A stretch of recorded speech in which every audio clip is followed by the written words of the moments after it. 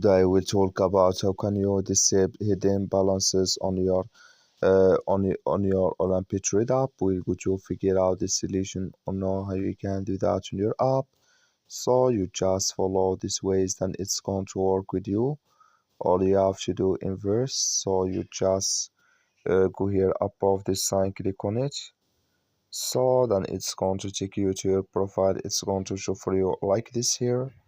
Then you click here on settings here, just click on it. So then you come to next step here, it's going to show for you like this. Then you click here on platform, just click on it. So then you come to next step here, it's going to show for you like this. You come here to add imbalances here, click in this sign or this color. Like you see color, it's gone, that's mean hidden balances disabled with us now. So that's all you have to do. I wish you I get it. That's all. Thank you for watching. Don't forget to support us by liking and subscribe.